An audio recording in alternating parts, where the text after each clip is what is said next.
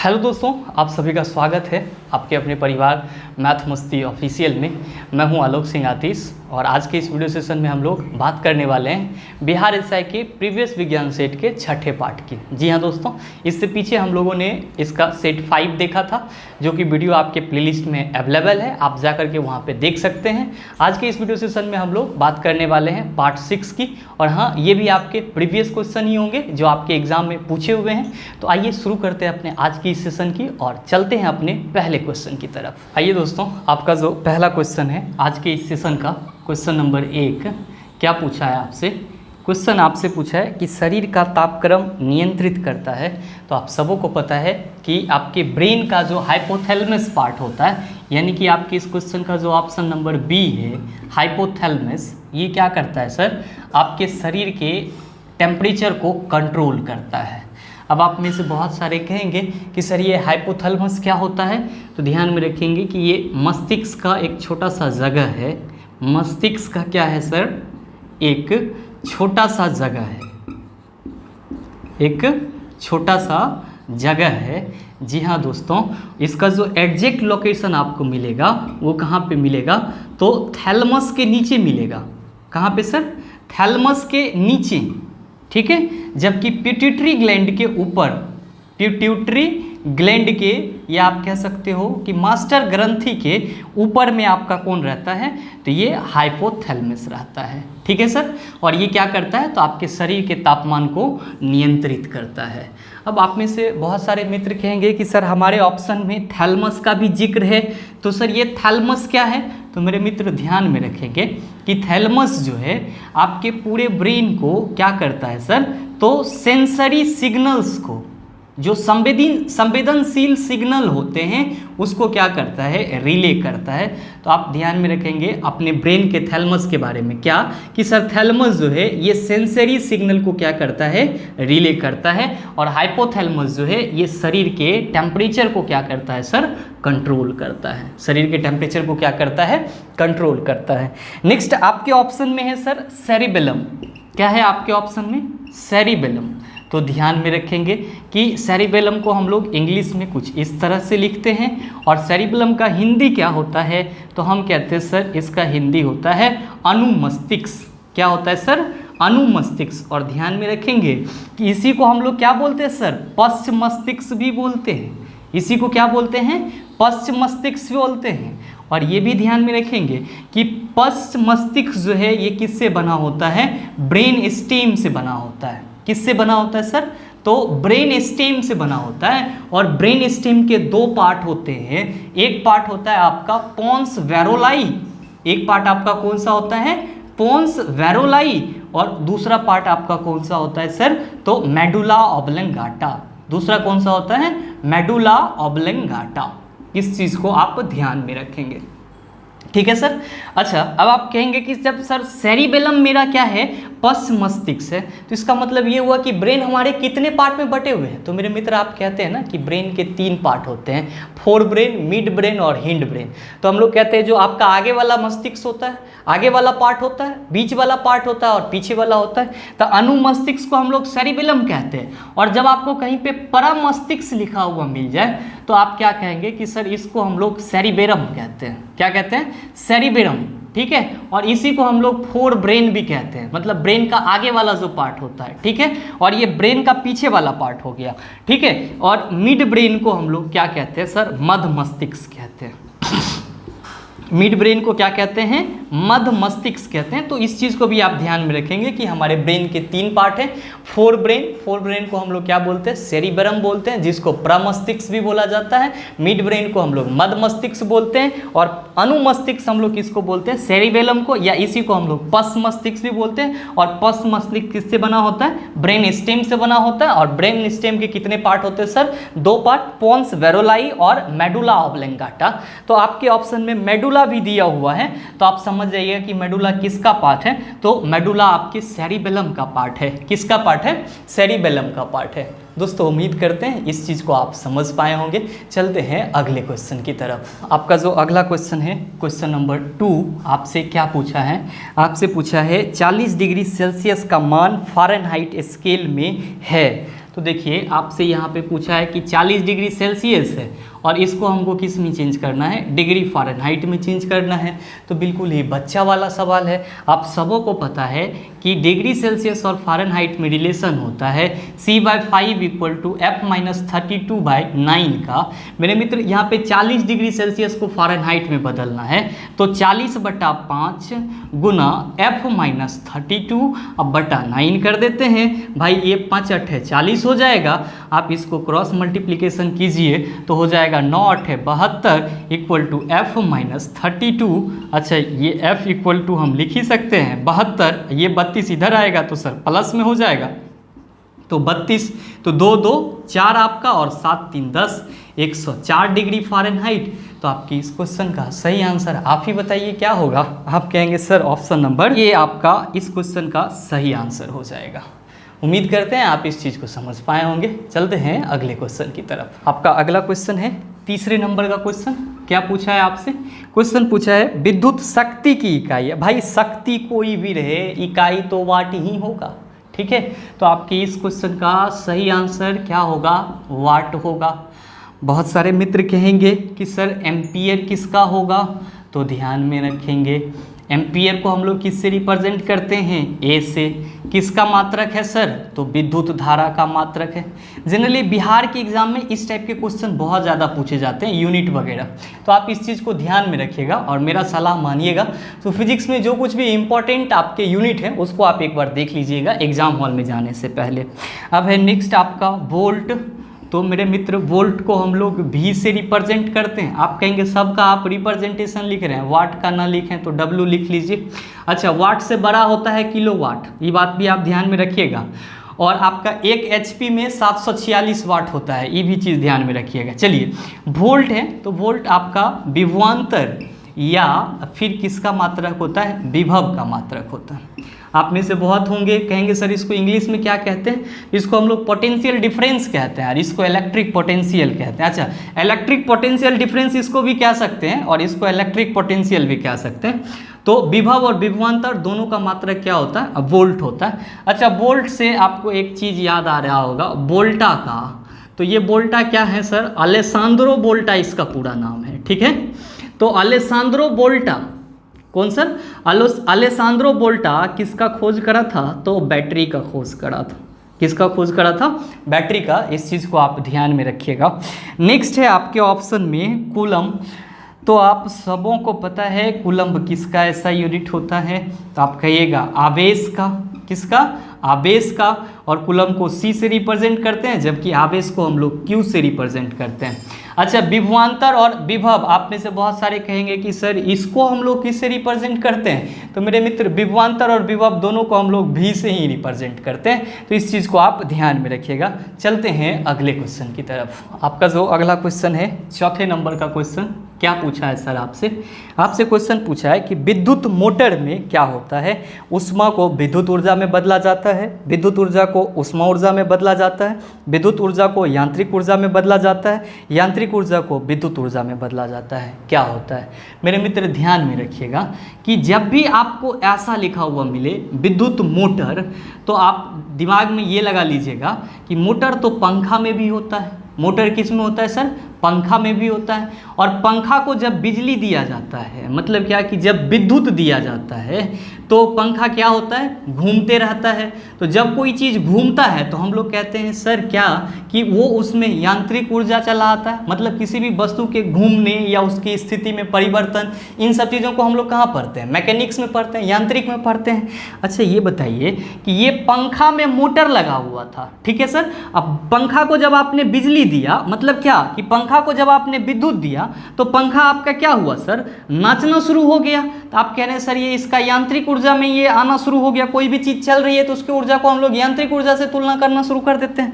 तो अच्छा अब आप कहिएगा कि अच्छा सर इसका मतलब ये हुआ कि विद्युत मोटर जो है वो विद्युत ऊर्जा को किस में परिवर्तित कर देता है, यांत्रिक ऊर्जा में परिवर्तित कर देता है। किस में परिवर्तित कर देता है, यांत्रिक ऊर्जा में परिवर्तित कर देता है। तो जब भी आपको विद्युत मोटर मिले आपके एग्जाम में तो मेरे मित्र आप सिंपल समझ जाइएगा कि विद्युत मोटर क्या करेगा, विद्युत ऊर्जा को यांत्रिक ऊर्जा में परिवर्तित करेगा। विद्युत ऊर्जा को क्या करेगा, यांत्रिक ऊर्जा में परिवर्तित करेगा। इस चीज को आप ध्यान में रखेंगे। आपसे पूछा गया है कि विद्युत मोटर में क्या होता है, तो विद्युत ऊर्जा को यांत्रिक ऊर्जा में बदल दिया जाता है। तो आपकी इस क्वेश्चन का सही आंसर क्या हो जाएगा, ऑप्शन नंबर सी हो जाएगा। आप में से बहुत सारे के मन में ये सवाल उठ रहा होगा कि सर जनरेटर क्या होगा, जनरेटर क्या होगा, या इसको हम लोग जनरेटर बोलते हैं, है ना।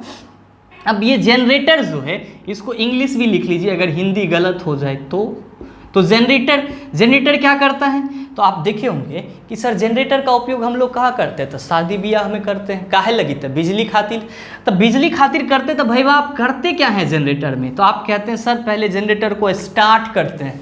स्टार्ट करते हैं तो जनरेटर का जो पुल्ली होता है, उसका जो इंजन होता है, वो क्या करता है कि डायनेमो के शाफ्ट को तेजी से घुमाता है। मतलब पहले ये घूम रहा है, मतलब यांत्रिक ऊर्जा पहले ही उत्पन्न हो रहा है। और यांत्रिक ऊर्जा उत्पन्न होने के बाद हम लोग कहते हैं चूंकि जनरेटर इलेक्ट्रोमैग्नेटिक इंडक्शन, चुंबकीय प्रेरण के सिद्धांत पर काम करता है, तो सर ये घूमने के बाद क्या होता है, ये बिजली उत्पादन करता है। मतलब यांत्रिक ऊर्जा किस में परिवर्तित हो रही है, तो बिजली ऊर्जा में, विद्युत ऊर्जा में। तो ध्यान रखेंगे कि आपका जनरेटर जो है सर ये क्या करता है, यांत्रिक ऊर्जा को क्या करता है सर, ये यांत्रिक ऊर्जा को किस में बदल देता है, विद्युत ऊर्जा में बदल देता है। किस में बदल देता है, विद्युत ऊर्जा में बदल देता है। तो ये दो आपके इंपॉर्टेंट पॉइंट हो जाते हैं। विद्युत मोटर बोलेगा तो समझ जाएंगे विद्युत ऊर्जा को यांत्रिक ऊर्जा में परिवर्तित करेगा, और अगर आपका जनरेटर बोलेगा तो यांत्रिक ऊर्जा, पहले जनरेटर को चालू करेंगे, जब चालू करेंगे तो वो घूमेगा, मतलब यांत्रिक ऊर्जा हुआ, और यांत्रिक ऊर्जा किस में बदलेगा,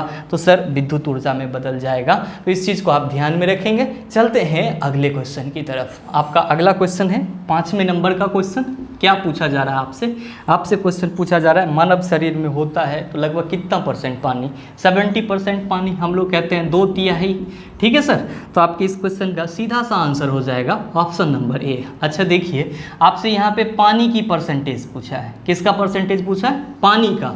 अगर आपसे पूछ देता है कि मानव शरीर में कौन सी तत्व सर्वाधिक पाई जाती है, ध्यान रखिएगा कि मैं यहाँ पे कह रहा हूं कि तत्व जो सर्वाधिक पाई जाती है, तो आप क्या कहेंगे, ऑक्सीजन। क्या कहेंगे सर, ऑक्सीजन। इस चीज़ को आप ध्यान में रखेंगे कि मानव शरीर में सर्वाधिक मात्रा में कौन से तत्व पाए जाते हैं, तो सर ऑक्सीजन पाया जाता है। ठीक है, और अगर आपसे पूछ दे कि पृथ्वी तल पर, पृथ्वी के भूपटल पर सर्वाधिक मात्रा में पाए जाने वाले तत्व, तब आप क्या कहेंगे सर, ऑक्सीजन कहेंगे। तो इस चीज़ को ध्यान में रखेंगे। जल का कितना परसेंटेज होता है मानव शरीर में, 70%। अगर कभी 2/3 मिल जाए तो आप उसको भी टिक करिए। कौन सा तत्व मानव शरीर में सबसे ज़्यादा पाया जाता है, तो ऑक्सीजन सबसे ज़्यादा पाया जाता है। पृथ्वी तल पर सबसे ज़्यादा पाया जाने वाला कौन सा तत्व है, तो ऑक्सीजन है। चलते हैं। अच्छा, चलने से पहले आपके इस क्वेश्चन का सही आंसर ऑप्शन नंबर ए हो जाएगा। चलते हैं अगले क्वेश्चन की तरफ। आपका अगला क्वेश्चन है क्वेश्चन नंबर 6। आपसे क्या पूछा जा रहा है, आपसे क्वेश्चन पूछा जा रहा है कि विद्युत धारा निम्न में से किस उपकरण से नापी जाती है, तो आमीटर से हम लोग विद्युत धारा मापते हैं। तो आपकी इस क्वेश्चन का सही आंसर ऑप्शन नंबर बी हो जाएगा। ध्यान में रखिएगा, आमीटर का सिंबल ये होता है आपका कुछ इस तरह से, और इस पर हम लोग कहते हैं प्लस और माइनस का साइन रहता है। ठीक है, और आमीटर को हम लोग किसी भी परिपथ में किस में जोड़ते हैं सर, तो श्रेणी क्रम में जोड़ते हैं। किस में जोड़ते हैं, श्रेणी क्रम में, सीरीज में जोड़ते हैं। ठीक है, इस चीज़ को आप ध्यान में रखिएगा। एक आपका होता है वोल्ट मीटर। क्या होता है सर, वोल्ट मीटर। तो इससे हम लोग क्या मापते हैं, तो इससे हम लोग परिपथ की विभवांतर को मापते हैं। और हाँ, ध्यान में रखिएगा कि विभवांतर, ये आपका जो वोल्ट मीटर होता है, जो आपका वोल्ट मीटर होता है, ठीक है सर, ये वोल्ट मीटर किसको मापता है, विभवांतर को मापता है, और परिपथ में समांतर क्रम में जोड़ा जाता है। इसको किस में जोड़ा जाता है, समांतर क्रम में जोड़ा जाता है। इस चीज़ को आप ध्यान में रखिएगा। ठीक है, नेक्स्ट है आपका, अच्छा वोल्ट मीटर आपके ऑप्शन में दिया हुआ है। नेक्स्ट है थर्मामीटर। तो थर्मामीटर तो आप सबों को मालूम होना चाहिए कि ये क्या मापता है सर, तो टेम्परेचर मेजर करता है, या इसको हिंदी में हम लोग तापमापी भी कहते हैं।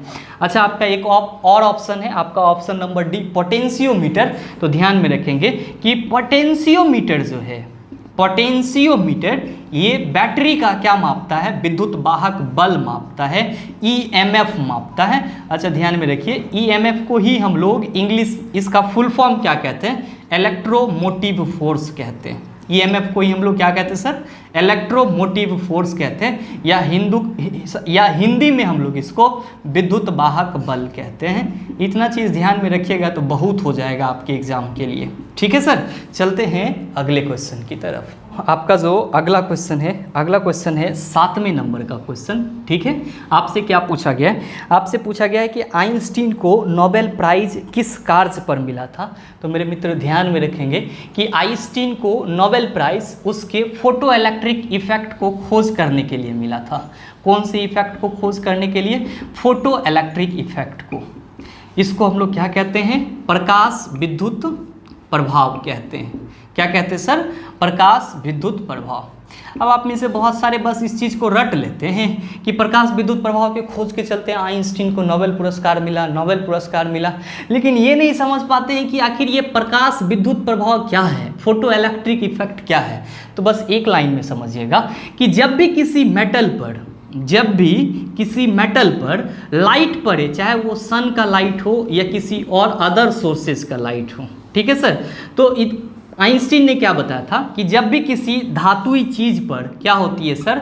लाइट पड़ती है, तो इस धातु से क्या होता है? इलेक्ट्रॉन का इमिशन होता है। मतलब क्या? इलेक्ट्रॉन का उत्सर्जन होता है, और इसी को हम लोग क्या कहते हैं सर? इसी को हम लोग प्रकाश विद्युत प्रभाव कहते हैं, जिसके बारे में किसने बताया था सर? आइंस्टीन ने बताया था।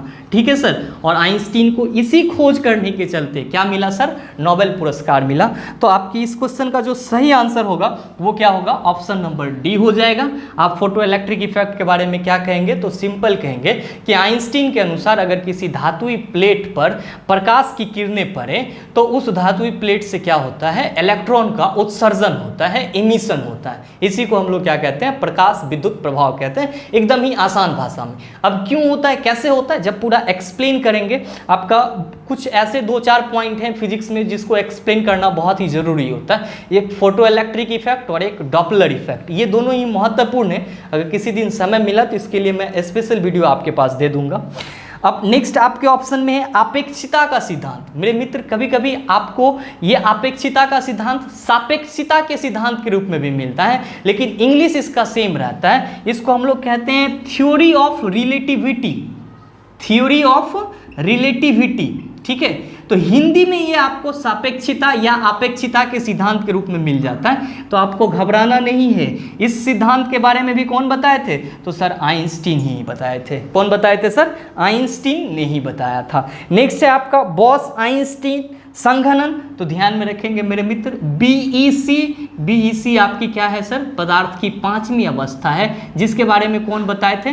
तो अल्बर्ट आइंस्टीन और सत्येंद्रनाथ बोस नामक साइंटिस्ट बताए थे। किसने बताए थे सर?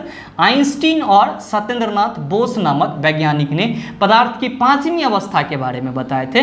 किसके बारे में सर? पदार्थ की 5वीं अवस्था के बारे में। अच्छा, ध्यान रखिएगा कि पदार्थ की 5वीं अवस्था से हम लोगों को किस चीज का कंसेप्ट मिलता है? तो सुपर फ्लूइडिटी का मिलता है, अति प्रवाह का कंसेप्ट मिलता है। किससे सर? बीईसी से। आपके एग्जाम में अगर पूछा जाए कि पदार्थ की चौथी अवस्था क्या है, तो आप क्या कहेंगे सर? प्लाज्मा अवस्था पदार्थ की क्या है? चौथी अवस्था है। दोस्तों, उम्मीद करते हैं इस चीज को आप समझ पाए होंगे। चलते हैं अगले क्वेश्चन की तरफ। आपका जो अगला क्वेश्चन है, क्वेश्चन नंबर 8, आपसे क्या पूछा है? आपसे पूछा है कोशिका का शक्ति का स्रोत है। दोस्तों, ये बहुत ही जनरल सा क्वेश्चन है। आपसे अगर कभी आपके एग्जाम में पूछ दिया जाए कि कोशिका का शक्ति गृह, बिजली गृह या पावर हाउस क्या कहलाता है, आप आंख बंद कीजिएगा और कहिएगा माइटोकॉन्ड्रिया। क्या कहिएगा सर? माइटोकॉन्ड्रिया। और ऐसे ना हो तो आप सिंपल में याद रख लीजिएगा कि कोशिका को ऊर्जा प्रदान कौन करता है? माइटोकॉन्ड्रिया करता है। ठीक है सर, और ये भी ध्यान में रखिएगा कि माइटोकॉन्ड्रिया के पास अपना डीएनए और राइबोसोम होता है, और जरूरत पड़ने पर ये प्रोटीन का भी संश्लेषण कर लेता है। कभी अगर आपसे ये क्वेश्चन पूछ दे कि कोशिका के अंदर कोशिका कौन सी कोशिकांग कहलाती है, तो माइटोकॉन्ड्रिया। सबसे पहला खोजा जाने वाला कोशिकांग कौन सा है? तो सर कहिएगा माइटोकॉन्ड्रिया। ठीक है, अब आपसे ये भी क्वेश्चन पूछा जाता है कि किसी भी कोशिका की आत्महत्या की थैली क्या होती है? तो लाइसोसोम होती है। क्यों होती है? क्योंकि उसके बैग में, उसके थैली में क्या होता है? पाचक एंजाइम पाए जाते हैं। कभी कभी आपसे पूछ लिया जाता है कि निम्नलिखित में से कौन सा कोशिकांग प्रोटीन का संश्लेषण करता है, तो आप क्या कहिएगा? सर राइबोसोम जो है वो प्रोटीन का संश्लेषण करता है। मेरे मित्र, कभी आपसे पूछ लिया जाता है कि कोशिका का ट्रैफिक पुलिस कौन है, तो आप क्या कहिएगा? सर गोल्जी बॉडी जो है वो कोशिका का ट्रैफिक पुलिस कहलाता है। अच्छा, कभी कभी आपसे ये भी पूछ लिया जाता है कि निम्नलिखित में से कोशिका का मेन सेक्रेटरी ऑर्गन, मुख्य श्रवण अंग कौन सा है? तो आप क्या कहिएगा सर? गोल्जी बॉडी को कहिएगा। तो इस चीज को आप ध्यान में रखिएगा। अच्छा, आपके ऑप्शन में दिया हुआ है कि कोशिका का शक्ति स्रोत होता है, तो आपके इस क्वेश्चन का सही आंसर ऑप्शन नंबर बी हो जाएगा। कोशिका भित्ति किससे बनी होती है? तो सेलुलोज से बनी होती है। कोशिका भित्ति सिर्फ और सिर्फ प्लांट सेल में पाई जाती है, एनिमल सेल में नहीं पाई जाती है। एंड आप ये कह सकते हैं कि there is a big differences between plant cell and animal cell. आपका प्लांट सेल और एनिमल सेल में सबसे बड़ा डिफरेंसेस होता है, वो किसका? तो कोशिका भित्ति का होता है। ठीक है, नेक्स्ट है आपका राइबोसोम। अभी जस्ट मैंने बताया प्रोटीन का संश्लेषण करता है। न्यूक्लियस, केंद्रक, आप ये भी ध्यान में रखिएगा। आपसे अगर पूछा जाए कभी क्वेश्चन कि निम्नलिखित में से कौन सा कोशिकांग कोशिका की सबसे बड़ी कोशिकांग है, तो आप कहिएगा न्यूक्लियस। और अगर कभी पूछ दे कि निम्नलिखित में से पादप कोशिका की सबसे बड़ी कोशिकांग क्या है, तो आप कहिएगा प्लेस्टिड, लवक। कभी अगर मौका मिला तो इस पे भी आपको मैं एक स्पेशल वीडियो दूंगा। ठीक है, ऐसे आपके इस क्वेश्चन का सही आंसर क्या हो जाएगा? ऑप्शन नंबर बी हो जाएगा।